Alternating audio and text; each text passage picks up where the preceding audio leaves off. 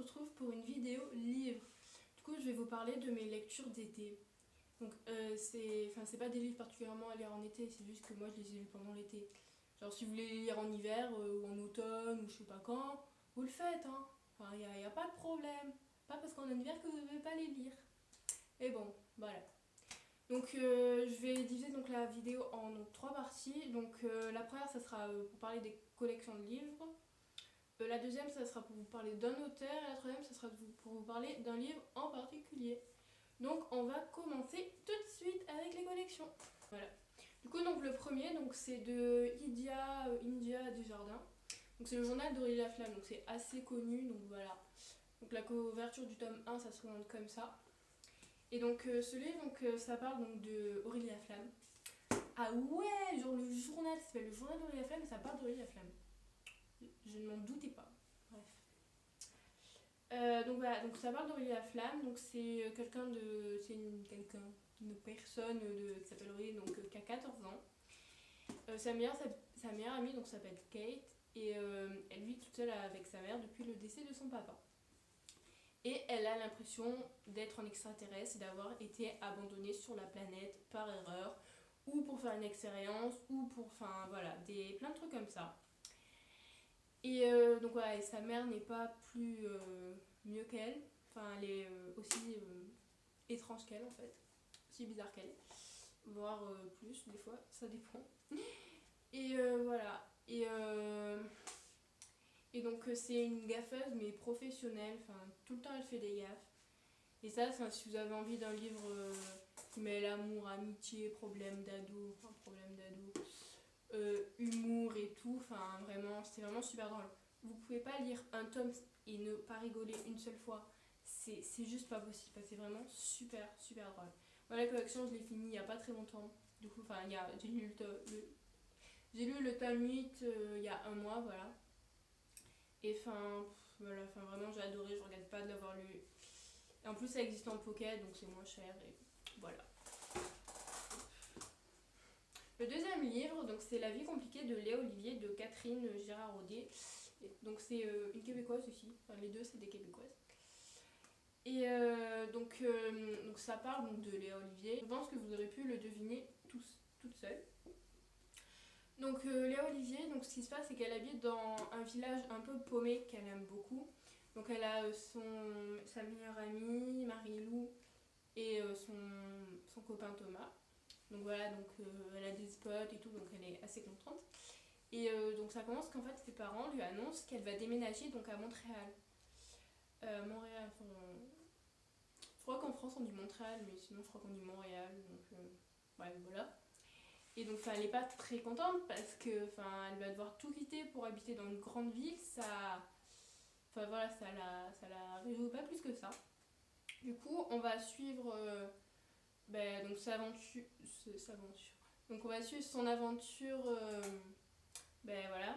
On va suivre son aventure de son déménagement, voilà, enfin son adaptation, etc., etc.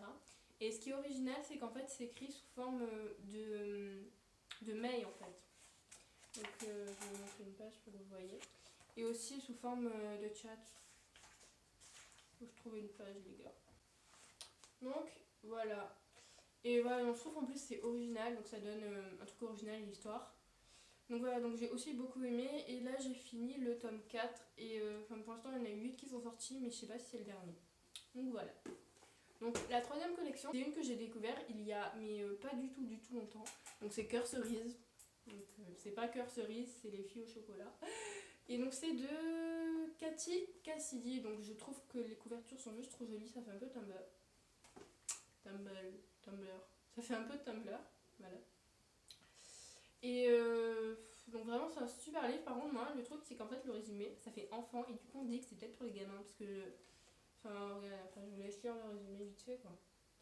Et donc c'est fait sous sorte de voilà, je m'appelle Chérie, mon âge 13 ans, je suis secrète, c'est fait un peu voilà enfantin en fait. Alors que l'histoire de genre pas du tout. Donc ça raconte donc l'histoire donc de Cherise. Donc c'est pour ça Cœur Cerise d'ailleurs. Et donc qui vit tout seul avec son père depuis la mort de sa mère, ou la disparition de sa mère, je ne m'en souviens plus exactement. Et son père lui annonce qu'ils vont... Voilà, elle a pas d'amis cette fille en fait.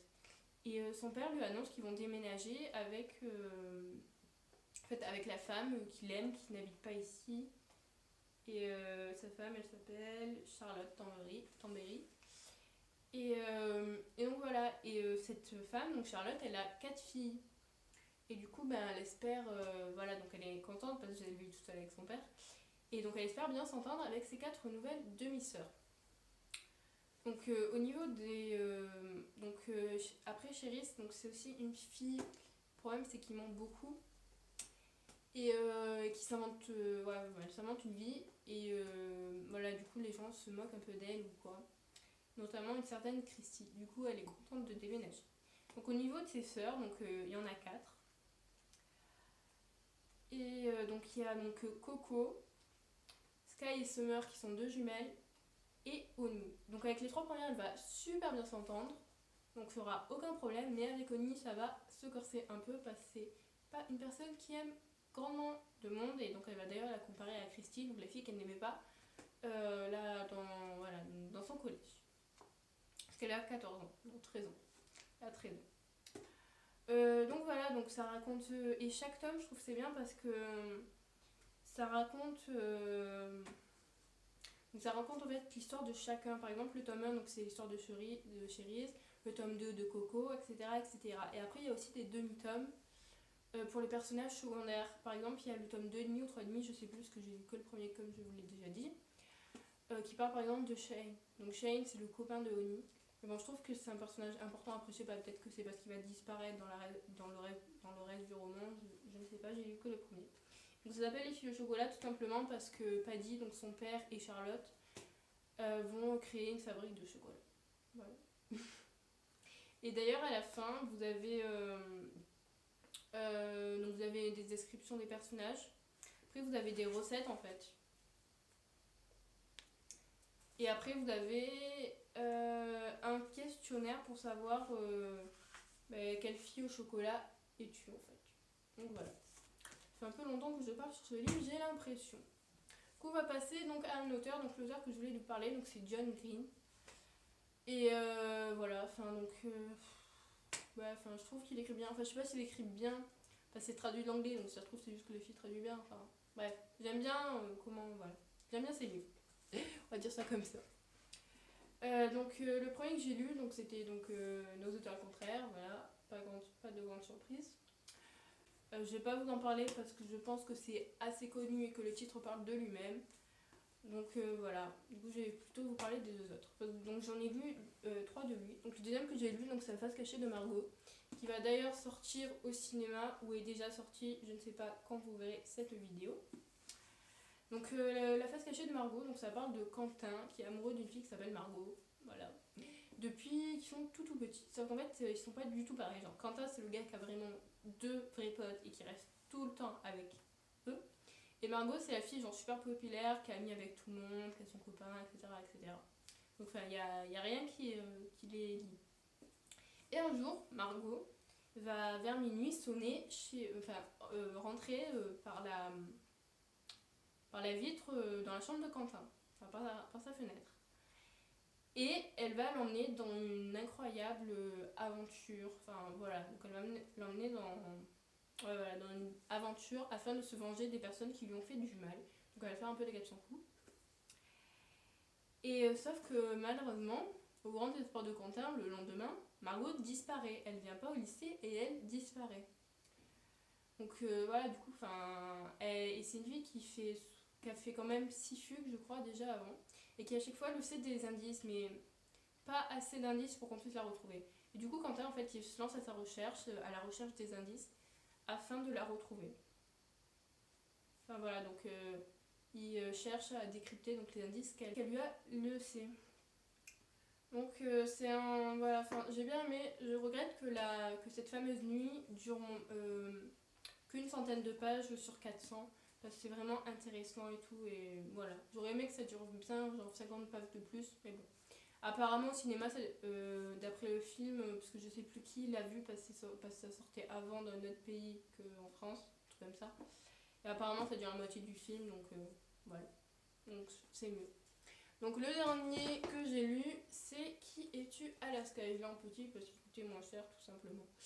Bon voilà. Donc Qui es-tu Alaska, donc j'ai beaucoup aimé.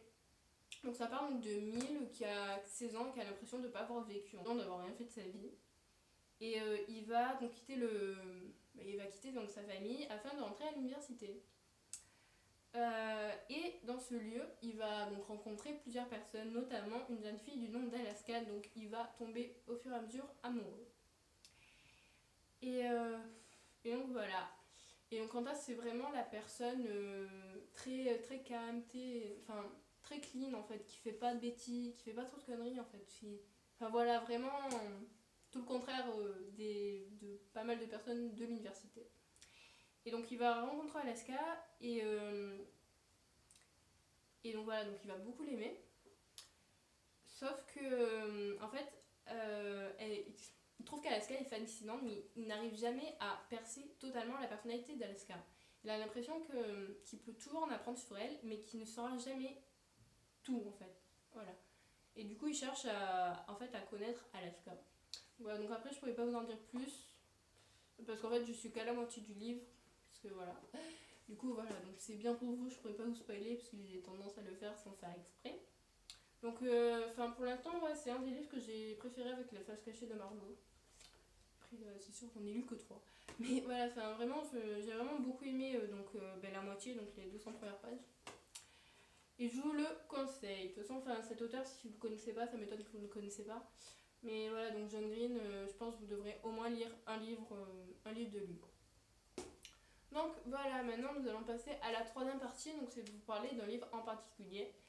Et donc c'est donc un livre d'une youtubeuse, donc je pense que vous avez compris qui c'est, quoi qu'il y en a 3 maintenant. Mais bon.